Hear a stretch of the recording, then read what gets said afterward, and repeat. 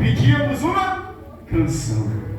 E os que nos afligia, pedia que nós o alegrássemos. Aí eles mesmos falam, o povo de Israel, eles mesmos falam assim, como que nós vamos entoar o Senhor em terra estranha? Eles começam a se sentir agora no vale de ossos secos. Lembra de Ezequiel? Era ali que eles estavam, sequíssimos, sem a presença de Deus. Eles não tinham mais como adorar a Deus, igual eles adoravam antigamente lá em Sião. Subiam ao monte, subiam ao templo, eles adoravam a Deus, exaltavam a Deus, mas por causa da desobediência, onde eles estão agora? Lá no cativeiro. 70 anos ali chorando, se lamentando.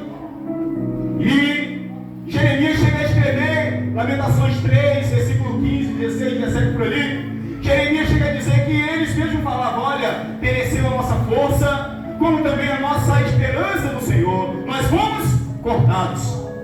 Por causa da desobediência deles, Deus avisou, Deus falou. Dia e noite Deus enviava um profeta lá para falar para eles, se arrependam, se convertam, tirem os deuses estranhos, saiam desses prazeres da vida.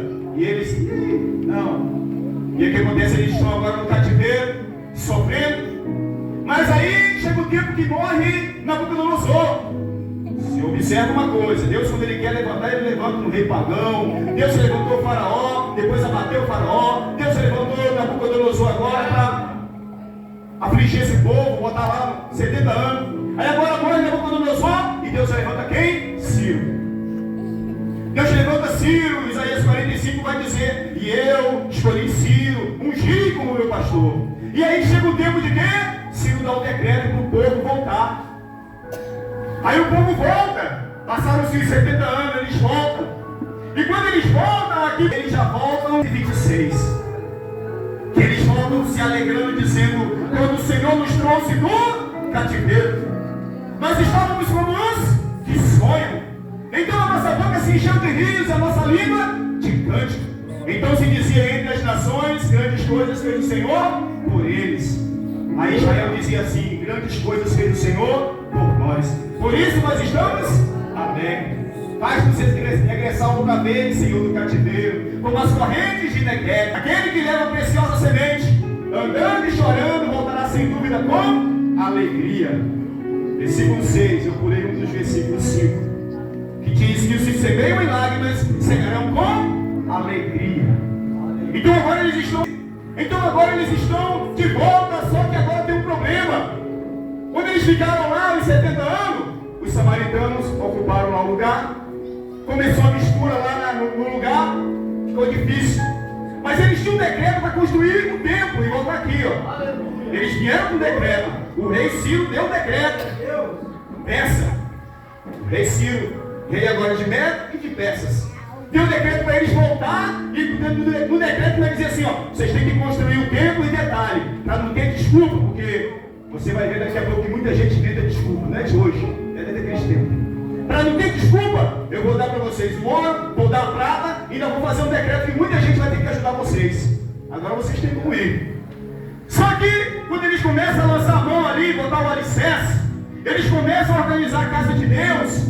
E cá para nós, eu vou dar uma parada aqui só para você entender que você tem que ser bom de Bíblia. Você tem que ter fome e sede da palavra de Deus e não perder o teu tempo, noite e dia, com a cara dentro da internet. As pessoas nos dias de hoje, elas ficam muito ocupadas. Ah, não tenho tempo de ir à casa de Deus. Salmo 84, versículo 10. Vale mais um dia na casa de Deus do que em outra parte 1000. Prefiro estar à porta da casa do meu Deus do que habitar nas tendas da impiedade. Salmo 27, versículo 4. Uma coisa pedi ao Senhor e a buscarei, que eu possa estar na casa do Senhor todos os dias da minha vida, para contemplar a formosura do Senhor e aprender no seu templo, porque no dia da adversidade o Senhor me guardará. Hebreus capítulo 10, versículo 25. Não deixando o modo de congregar, como é o costume de alguns. Quanto mais que nós vamos vendo que vai se aproximando aquele dia, que é o dia da vida do Senhor Jesus. Agora eles lançam mão do templo, eles começam a botar o alicerce. Quando levanta as paredes, quem aparece? Samaritano. Samaritano chega, a gente já chega cheio de vontade. A gente também vai ajudar a construir. Aí os hebreus, aqui não. Vocês dizem que eu vou começar a botar deuses aqui dentro, aqui não, com a gente não. Não, mas a gente, aqui não. E aí os samaritanos vão direto ao rei pagão Artaxerxes, que agora Ciro sai, entra Artaxerxes. Os reis daquela época, Nabucodonosor, rei Dário, Artaxerxes e Ciro, eram os reis daquela época. Ia morrendo um, Deus levantava o outro. Pagão, levantava o outro. Só para fazer o que Deus queria, se fosse feito no final. Depois eles morriam, acabou o tempo na terra, pronto. Então agora, eles vão até Artaxerxes e falam, olha, eles, tá vendo aquele povo lá, que voltaram? É um povo rebelde. Você sabe que eles são um povo rebelde. Só procurar aí nas crônicas aí, nos escritos, você vai ver que eles foram rebeldes. E detalhe, eles não querem deixar a gente ajudar, e eles vão cercar lá. Vão levantar o muro, vão levantar o templo, e eles, daqui a pouco eles não vão pagar tributo para você, rei. Ó rei. E aí o rei pega aquilo, e o rei gostava, né? Quando alguém chegava perto dele e falava, ó rei, vive eternamente, aquilo subiu no coração do rei, pede o que queres, até metade do rei eu te dou. Só aquela palavra bonita, só aquela palavrinha bonitinha que você falou, de mim. E aí o rei foi e fez um decreto para ninguém botar nada lá. Não levanta mais nada, parou. Aí a obra para. E conclusão, fica 16 anos a obra parada.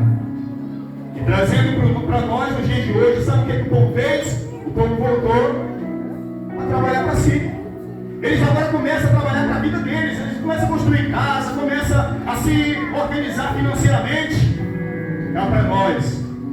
Mateus 6,33 diz o quê? Mas buscar em primeiro lugar o reino de Deus e a sua justiça, e as demais coisas serão acrescentadas. Eles começam a fazer aquilo naquela época, igual nos dias de hoje.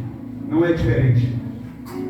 Naquela época, eles deixaram de lado Isaías 55, versículo 6. Buscai ao Senhor enquanto se pode achar, e invocai enquanto está perto. E olha que lá no cativeiro, Deus usou Jeremias para falar com eles. Capítulo 9, versículo 11, 12, 13 e 14. Falei para você que você vai sair daqui com a Bíblia, para não ficar nessa empolgação, porque quando vem, Satanás quando vem na pancada. Servir a Deus não é empolgação não. Servir a Deus não é emoção, não é razão, não é fé. E na fé você vai tomar cada pancada de onde você menos espera.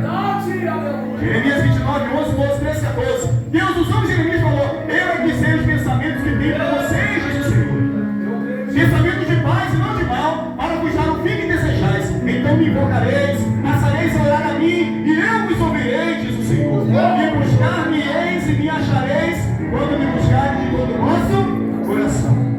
Serei achado de vós, diz o Senhor. Deus falou isso para o povo lá no cativeiro. Aí Deus liberta o povo, só que o povo volta de novo. Eles encontram os opositores e param a obra. Porque cá para nós, a obra de Deus é assim mesmo, é espinhosa. Quem falou se é algum pastor, apóstolo, líder, sei lá quem falou que você quer fácil, mentira. Mentiroso. É difícil. Fazer a vontade de Deus é difícil. Existem os opositores, eu sou prova viva, os irmãos que estão aqui sabem, ó, que estão comigo aqui, sabem.